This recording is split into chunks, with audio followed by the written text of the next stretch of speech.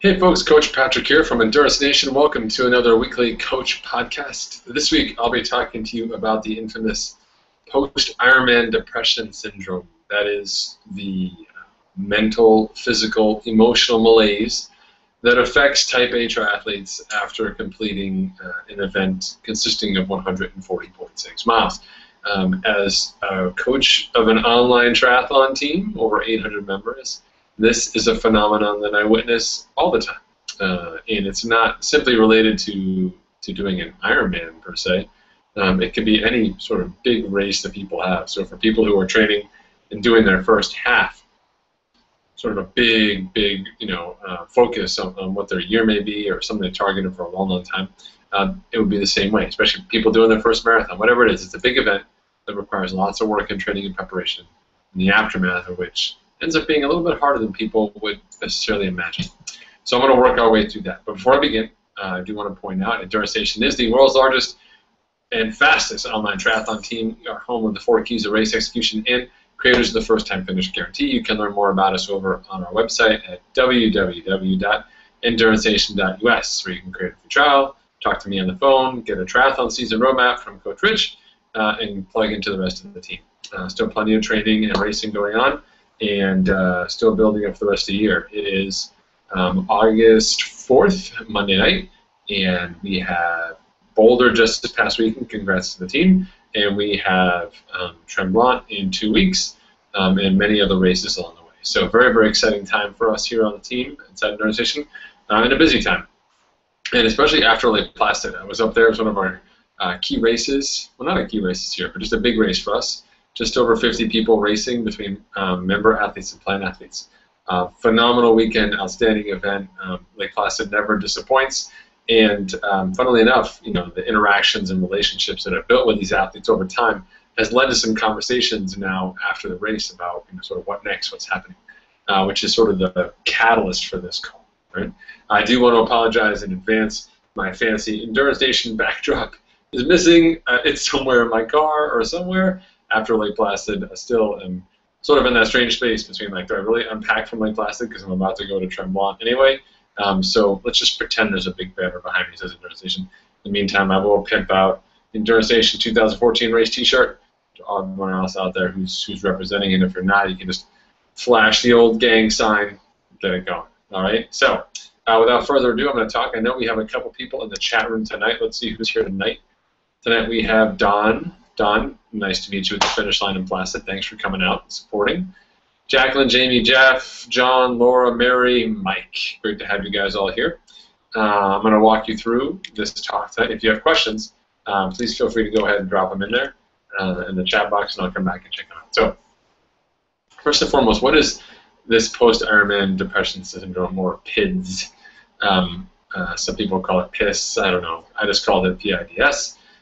Basically, it's that the downward part after your race, where you are experiencing a disconnect, basically, between expectations, physical ability,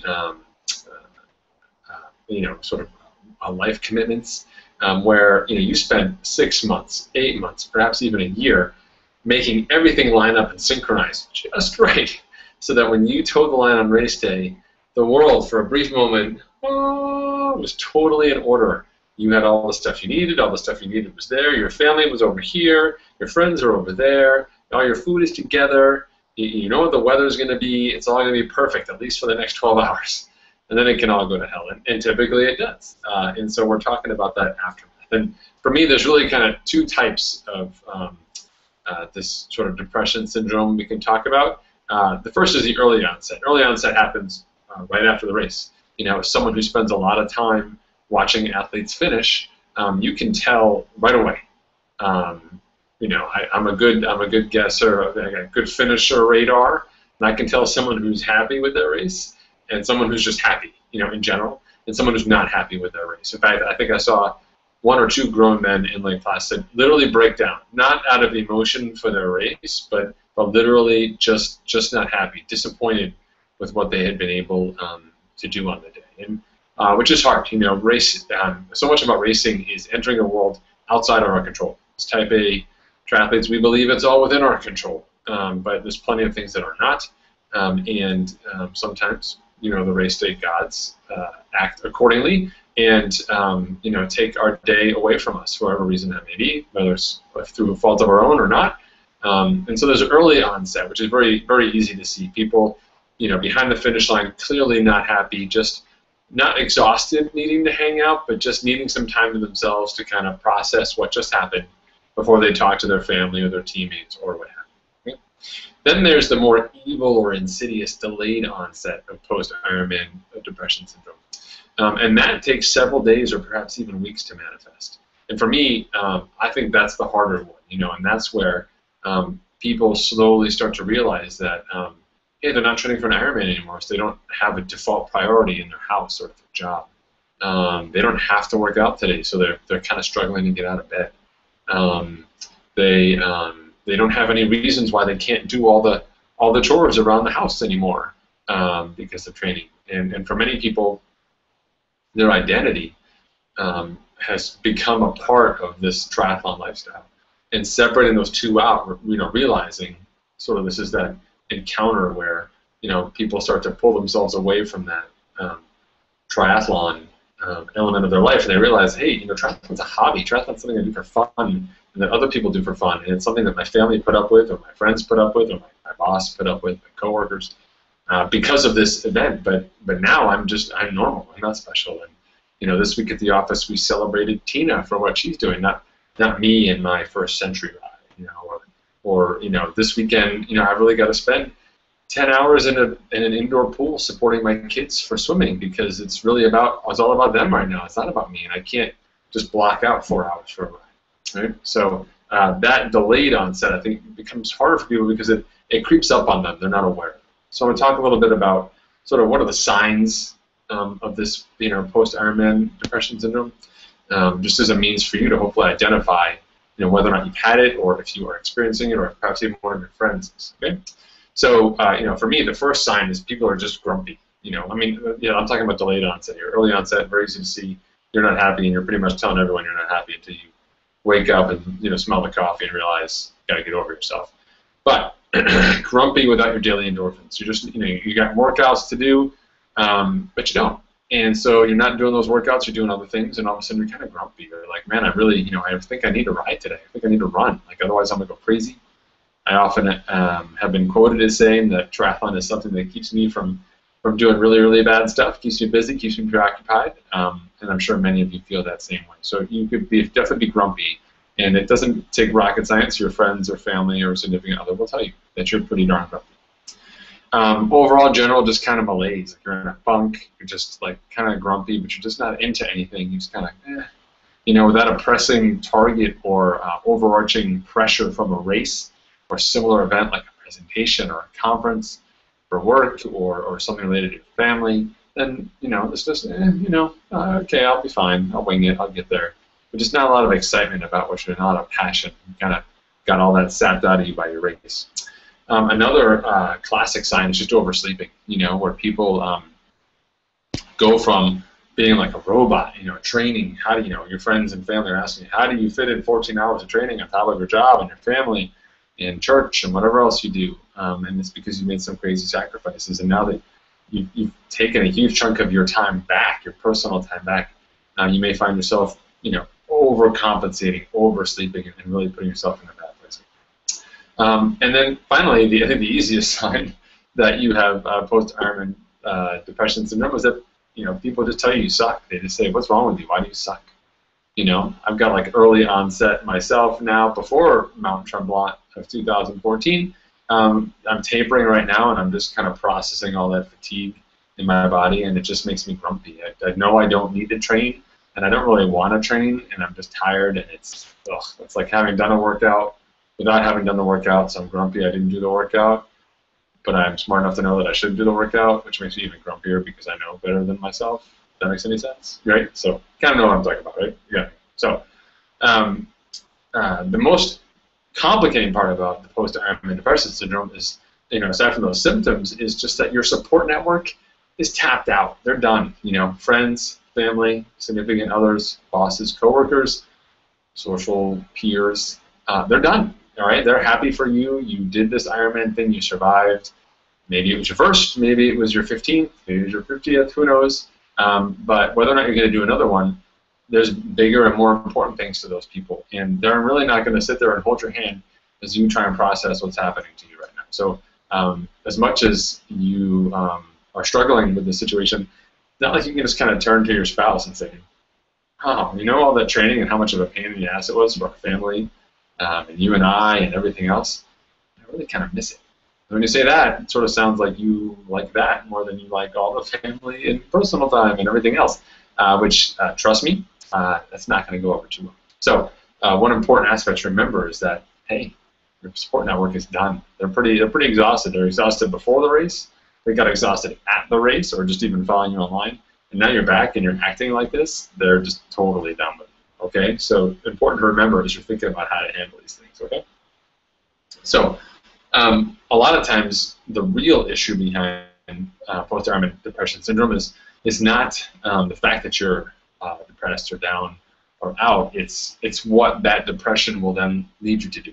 Okay, and so to be very smart and sort of handle this and make some good decisions so that we don't ruin what ends up being like our biggest workout of the year. You know, something you could really process the work from and come out stronger on the other side. You don't want to undermine it. So a couple key things you can avoid. Number one, early training. Early training is getting right back into it. Last thing that we want to do is have you get right back into your training. You know, you just did a 10, 12, 14, 16-hour workout, biggest workout of your year, if not your life, and you're going to need several weeks to get over it. And even though you get back and your body handles the fatigue pretty quickly from an Ironman, you should feel pretty good by day number 3.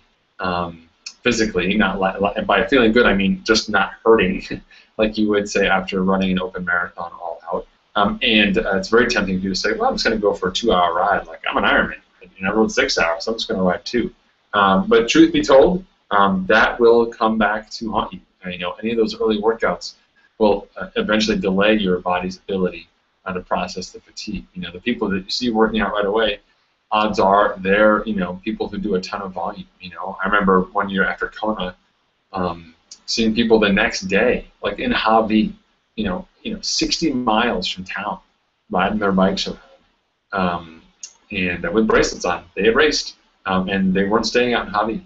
And these are professionals or semi-pro athletes for whom 350, 400 miles a week is normal, and they're just Kona's just another day, and they wake up the next morning and they're back at it, back on the horse, trying to get better. That's not everybody, and you can really undermine your ability to adapt and move on. So very important not to get sucked into early training. In general, we have lots of resources for your post-race transition process, but in general, we recommend about 4 weeks before you can get back to some legitimate training, and there's a general gradual process that we work people through. Okay. The second thing we want to avoid is early races. A lot of times people will ahead of time sign up. They'll say, well, classic is I'm doing Lake Placid in July, and I want to do Timberman in August. It's 3 weeks or 4 weeks, but I should be fine. I'll just roll right into it. And that sounds great when you're signing up, but come after Lake Placid, people really struggle with that second race, and it's hard because you have to balance out your expectations. You have sort of performance expectations about your race, but then you're also carrying all this fatigue, and it's variable fatigue. If you really raced Lake Placid, then you're probably exhausted. If you raced most of it but didn't really race the entire run, then maybe you've got a little more energy. But you may have just a lot of emotional stress, whatever it is, you need to bounce back. So that early race could really set you back as well. So I don't recommend signing up for an early race like within the next 6 to 8 weeks after Ironman, unless for some reason you have to or there's some sort of obligation that you have. Especially don't do it if you're looking for performance. Although I know the pros do it. Peter Brusek does it all the time. You are not Peter Brusek, and so you can't do it all the time. All right, so there's something to think about. Another thing to watch out for is revenge races. A lot of times people will finish a race and, like I said earlier, just not be happy with the performance or part of their performance, and they'll say, man, I trained so hard, and my bike fitness is X. I should have been able to bike 200 watts, but I only biked 180 watts. I need to prove to myself that I can bike 200 watts, so I'm going to find another race and then race that one and race it at 200 watts, so I know that I can ride 200 watts. Look, that whole argument is just so circular. Like, if you know you can ride 200 watts because what you've done in training, then you know. And the world doesn't need to see it on a results sheet to know that you can do it. You know you can do it, and you told me. I'm assuming you're not a liar. And so revenge races are really reserved for the elite athlete, top pointy end age grouper. And then by revenge race, I mean within that next 6 to 8 weeks. Because it takes a lot of pre-race preparation. You can't just train for an Ironman and then jump into another big race in the next 6 weeks. You almost are training for both races as you move along. And that's something to think about, which not everyone really puts in the time to train for both races simultaneously, which I think if you're aiming for both of them is something that you just absolutely have to do. And so I want to be mindful of that. And also with revenge races, a lot of times, especially in the next 16 weeks, people are just so tired. They didn't realize how tired they are. They take a week and then they get right back to training, and you kind of fake the funk for a while. Then you show up in this half race. Say 6 weeks later, you show up in a half, and then all of a sudden, at mile 30 on the bike, which normally would be just after halfway, and you're feeling great and to a good 56 miles, you feel like you're at mile 80 of a 112-mile bike ride, and you're not eating enough and drinking enough, and your world starts to narrow down, and all of a sudden, you have a second bad race just because you didn't appreciate the work you've done in that first race. We just want to avoid that. So if you're on the team and you're thinking about it, please reach out to myself or Coach Rich, and we'll walk you through the process. Okay.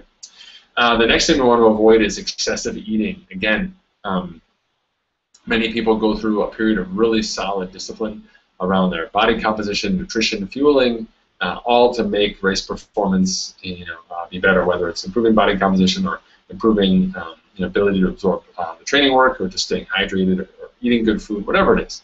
And then once the race goes by, after the race, people may kind of binge a little bit, have some extra food, but then they continue that. Every night they're having ice cream, or they're eating hamburgers all the time, and they've kind of gone that other way. And having done that myself, this is an experience note here. I always regret overeating after a race, and by after a race I mean for like a month or 6 weeks or 8 weeks, because every year I have to go back and lose that weight, and it just every year I get older, surprise, and every year that gets harder, and it's less fun. And honestly, I don't need to eat a pint of Ben & Jerry's every night for 3 weeks to feel happy about my Ben & Jerry's. I could just do a better job of regulating that. That's a personal one right there, but it can be frustrating overall, and negatively drive you towards more workouts because of the food that you're taking in. So you can solve hopefully those two issues with one focus point. Okay? Number 5 is just complete sloth. Some people, they finish their race, they put their bike in a box, maybe they ship it home or bring it home, and they don't open that thing for like 6 months. When they do open it, God only knows what's alive inside there. The bike shoes may walk out on their own, or the bike may have corroded, whatever it may have done inside that box. Complete sloth is also bad for you. Your muscles will tighten up. Again, it's very easy to fall into some sort of depression, and it's okay for you to be active after your race. Like, I understand you're an active creature. You've built this habit, this functioning circulation of sweat and blood flow and endorphins and oxygen and muscle work. All of that is good. So you want to do some exercise, but we don't want to go the opposite route and just say, whoa, that guy at an organization told me to take time off, so I'm just not going to work out for 6 months. Eventually when you do get back into it, or into whether or not it's triathlon, you may just get into running or cycling or something else, you're going to have a tougher time ramping up because your body is really going to tighten up. Okay, so we do want to stay active. And then the last final bullet point here for what to avoid post-race is anything that endangers that delicate balance at home. Again, I don't want you to underestimate the cost of what your event has been on your family, your work, your friends, and they're excited for you. They share in that for you. But once it's over, again, it's very easy to start making decisions where you're just like, hey, every weekend I'm used to riding 4 hours, so this weekend I'm going to go ride 4 hours. Even if you don't have to, it's kind of a habit. You just want to just get up at 5 and ride from 6 to 10. That's what I do, but you don't have to, and it's important that you recognize that difference between an event that you have to train for because of your goals and one that you prioritized, with consent from the other parties in your life, and then something that you're just doing because you just do it. And there may be other ways to sort of recognize or thank those people in your life who've made what you did possible. It takes a village, and it's important to recognize that as well. So if you have to ask yourself, should I should I or should I not do this 5-hour bike ride 3 weeks after my Ironman because all my friends are? Really, you don't have to do it. And, the first question should be, is everything settled at home with stuff I need to do around the house? How's the family? Is this a weekend I could do something with them or celebrate them, or maybe something else going on in your life that may take you away from just focusing in on that training? So, talked about some things to want to avoid. So how do you handle the post-Ironman depression syndrome? There's a couple short things I want to talk about before I turn this over to questions. And to be clear, I don't have all the answers, but I do have a lot of experience. And I want to share some of this with you guys, hopefully help you be able to self-diagnose and self-treat. Okay? So what are some ways to handle this post-Ironman depression syndrome? Well, the first one you can do is simply plan ahead. Schedule something fun or a vacation or some sort of family activity that helps you ease that transition back into the real world. Some people will, I know a family that went to Lake Placid for the race, then they spent another 5 days up there just chilling, just relaxing, connecting, celebrating their active lifestyle and connecting with one another in a way that sort of counteracted both the build-up and stress to the race, but also the stress on site at the race. Now that it's over, everybody can just kind of chill out. You're not doing a long trip back. You're not immediately immersed in work obligations. You've got some time. So you can plan ahead for that decompression period. You may be better off than many others. Okay? The second thing is dealing with it daily. Part of the issue is that habit I talked about, where you have over time carved out a block in your day for an hour, hour and a half, 2 hours worth of exercise. Now that you're not really exercising, there's still this block of time. It's just kind of a hole, and it'll fill in with anything. And so be intentional about what you're going to put in there. Put important things in there, like the honey-do list work or family activities or things you've been meaning to catch up on at work, or take time each day and say, hey, Monday's bonus time is family, and Tuesday's bonus time is work, and Wednesday's bonus time is volunteer commitment, whatever it is. But fill that time intentionally with something that's meaningful to you and that helps others, and that would be a massive win as well. Another element you can do to deal with this syndrome is maintaining some structure. Like I said earlier, still be smart about your food. Focusing on your diet can give you something you can control, and it's a lifelong decision, and something that has a very downstream impact for you. So focusing on nutrition is a no-brainer. Another thing is simply not to work out really until your heart rate comes together. So you can go out and stretch your legs a little bit on the bike for a short time, or for a short swim, or maybe a very, very light jog after a week or two of some downtime. But it's more just to have structure. Hey, I'm going to do 30 minutes a day of something, but I'm going to keep it easy, just so you are still engaging in that ritual of thinking about a workout, getting dressed for that workout, doing that workout, undressing for that workout, taking a shower, back to you again. Doing the whole jump into a phone booth, change for my workout, do my workout, change back from my workout. Now I'm back to being a person again. That process, that ritual, is sometimes very important for people as well. And then finally, sign up early. As crazy as it sounds, such is the nature of our sport. Some people know, before they even toe the line on Sunday at Lake Placid, for example, they'd signed up on Friday or Saturday for next year's race. They already know what they're going to do next year, and that's that future structure, that future framework, almost gives them permission now to kind of chill it. They say, all right, well, my next big race after Lake Placid 2014 is Lake Placid 2015. So I got some time to relax because I've got 12 months and a day to my race. So I'm going to chill it and sort of absorb what I've done. So use that structure of the season and of the races to help you define, perhaps on a macro level, what you might do. So there's lots of different ways you can handle this post-Ironman depression syndrome. You can do it on a daily micro-level basis. You can do it on a season planning macro-level basis. But most of all, whichever place you are in, whether it's early onset to late onset, whether it's having challenges at home or at the office or somewhere else, most of all, just remember that there's no pressure on you right now. The most important thing you can do is to work to get equilibrium back into your body, into the support network that made your race possible. And that activity in and of itself, as time-consuming as it may seem on the front end, is absolutely something that pays massive dividends over the long term. The happiest triathletes I know are also some of the most successful because they're so good at managing everything else and keeping people engaged and keeping their family happy that going to a race isn't a problem, it's a joy.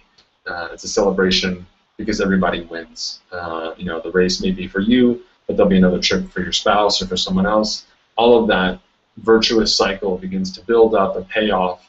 And at the end of the day, you become a fitter athlete, you're a faster athlete, you're a happier athlete, and you've also, you know, just like a rising tide, been able to lift the boats of everyone else that's in your small circle, and making it a positive experience versus a negative one. All right.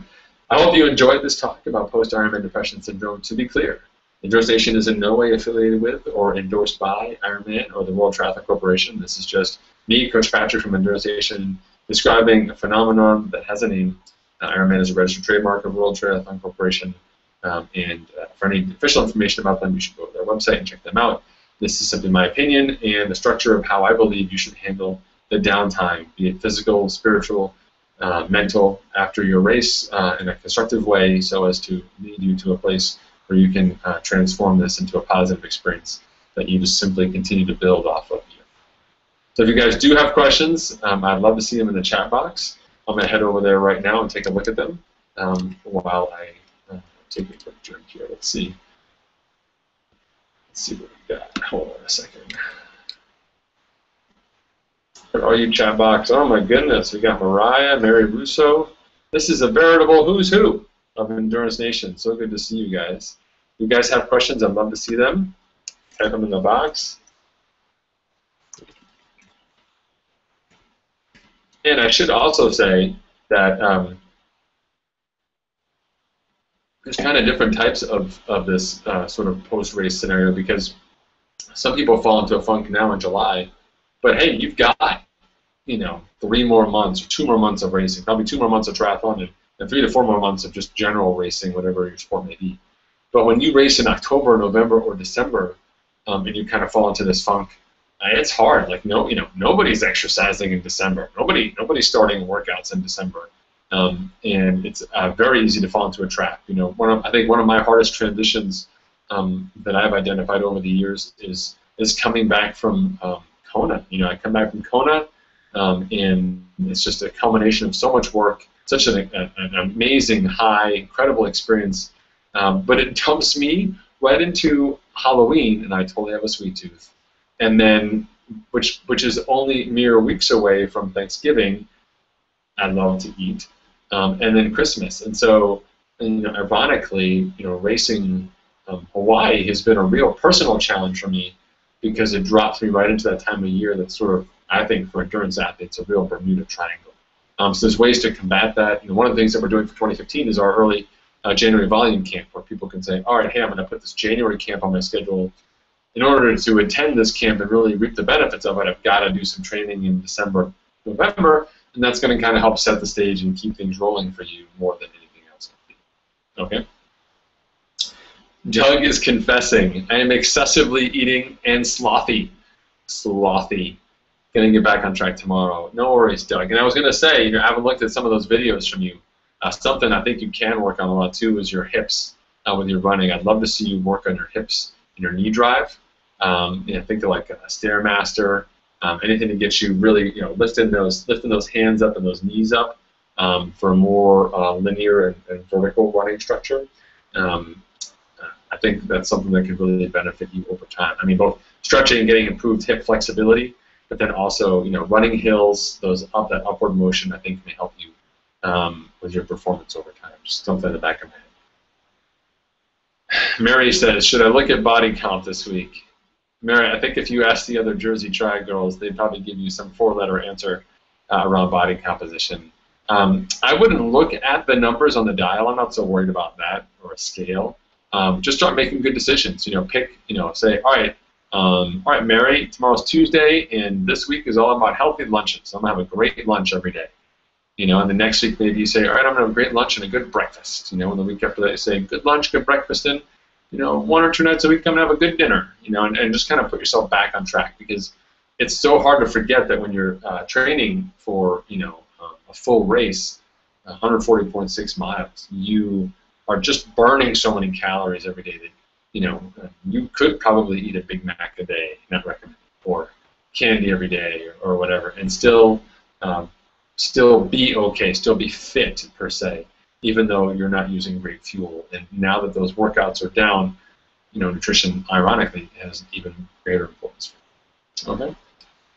Jacqueline says, I guess I do have the post blues. I had caramel popcorn last night. I hadn't thought about it. Hey, don't get me wrong. It's okay to have a treat, people. Don't beat yourselves up about this. I'm saying if you're having caramel popcorn for breakfast, then you've got a problem. If you find yourself with caramel popcorn in your glove compartment, then you got a problem. If you're like in an elevator in between meetings and you're sneaking caramel popcorn, you have a problem. Okay? But if you're just having some caramel popcorn at night, like, that's okay. All right? It's the excessive side of things. All right? Don says, can you talk a little about eating enough to train and lose weight too? I'll talk about that in a second, Don. That's definitely a very different topic than what to do after an Ironman. We do have resources about that in the resource section of the site, under the wiki, under body composition and nutrition. We have some general guidance and some bigger guidance as well. And the general guidance that I usually give to people, which is an extension of what our partners, the Core Diet people do, which you can find online at thecorediet.com, which in Jersey gets a discount to, is really focusing your food properly on almost separating your day-to-day nutrition and your workout nutrition, wherein when you're working out, you eat all of the calories and drink all the food that you're supposed to drink. And then your baseline nutrition stays the same. So say I need to eat 2,000 calories a day for who I am and my lifestyle. So I eat 2,000 calories a day. But then tomorrow I'm going to bike 6 hours. Well, instead of just adding a bunch of pizza and whatever to my daily schedule, I compensate for the 6 hours worth of work on the bike with proper fuel and fluids on the bike, just like I will on race day, which is a great training regimen. So, in other words, when I think about eating more on a big training day, it's because I'm eating more when I'm exercising. In general, like I don't really ever get off the bike and say, I need to eat a whole pizza and have 2 beers because I'm so hungry. Like that's what eating that exercise food is for. You never want to bonk or run out of energy. So I really encourage people to kind of divide their nutrition and think about nutrition as fuel and how you're going to fuel that workout nutrition with proper workout food, and then also just good day-to-day nutrition. Good ratio, carbs to protein, fats, lean meats, all the good food choices as well. Let's see. Jamie says, I ate a 4-pound bag of chocolate chips in a month after Ironman Florida last year. That takes dedication, brother. That is serious dedication. Brad says, times 2 what Doug said. I ran 5 miles today and it made me feel worse, totally fatigued. Is there a certain length race that's a good idea to sign up for in the next month or two that's a good idea to keep me on the go? In general, you could do the bike or swim leg of any triathlon, or if you wanted to, or aqua bike. It's the run that's most costly. I find, you want to have fun races. So sprints and Olympics, knock yourself out. Like you have Iron Fitness or that long course fitness. There's no reason why you can't jump into a sprint Olympic and just have fun. And they're short events, and you're done and you're home. It's great.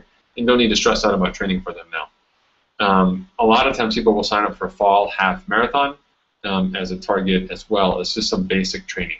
But right now, any workout you do, you're not going to feel that great about. And like I said, it takes about 4 weeks to feel normal. All right.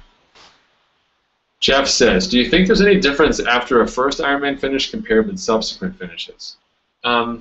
Jeff, that is a very thoughtful question. Let me take a pause. This is where what is that commercial where I stick a Milky Way in my mouth or something while I figure this out?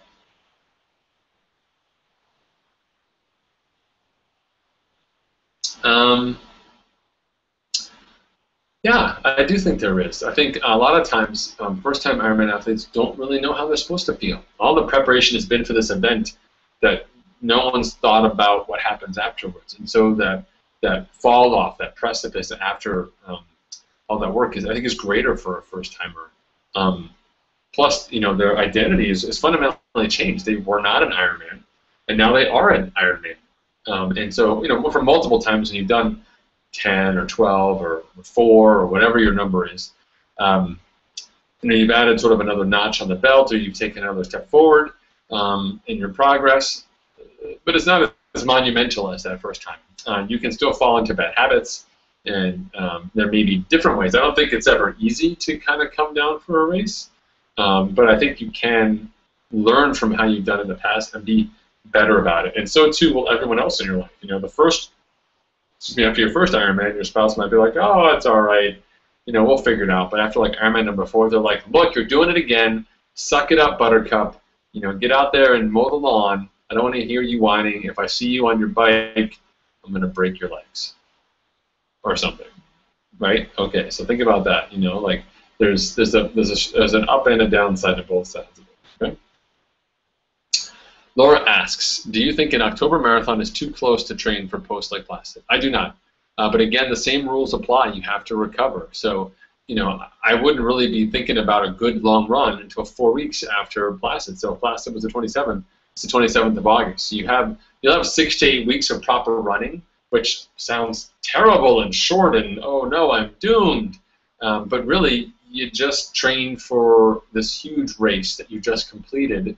You have tons of fitness. The issue is just that your body's exhausted and you need to recover before you can do it properly. Sure, you could run a marathon this weekend, but it will be terrible and you wouldn't enjoy it and it would set you back and perhaps lead to injury. So part of the process of training for the next race is getting ready for it. And we get ready for it after a big race like Lake Placid or whatever your full distance race may be by recovering. So being active, stretching, yoga, doing all the self-care stuff that you can't do when you're really full on training is important now. So when you are ready to get back to it, you'll be okay. These are all great questions. Great to see everyone. John Bayonne has dropped in. Good to see you as well. Brad, I hope Heidi is well. I didn't get a chance to speak to her after the race. I know you guys went right over to the medical tent. So I hope she's doing all right. If you guys do have other questions, of course, I will put this in the wiki in the resource section for you guys, both the video and my notes. You can always find me in the chat box on the bottom of the website when I'm online, or find me in the forums as well. I am preparing for Mont Tremblant. I leave in a week from this Wednesday, so I'm just starting to enter that crunch time when things get crazy. So I do appreciate your patience as I navigate the space. It has been just about 2 years since I've done one of these bigger events, so I'm getting to be a little nervous now as I pull it together. All right. Thanks for all your support. Great to see so many of you here. Congratulations to those of you, all of you who've raced. Good luck to you, to those of you who are about to. I look forward to seeing you on the other side. Thanks again from Enduranceation. This is Coach Patrick, one of the co-founders. Pleased to let you know that we are one of the world's largest and fastest online triathlon teams, winners of the 2013 Ironman Tri-Club World Championship, and on our way to hopefully repeating this year. We'll see.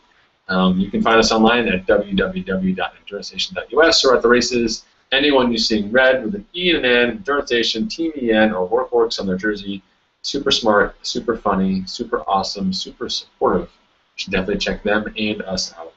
Thanks again for tuning in. This is Coach Patrick signing off. I'll see you guys online or at the races.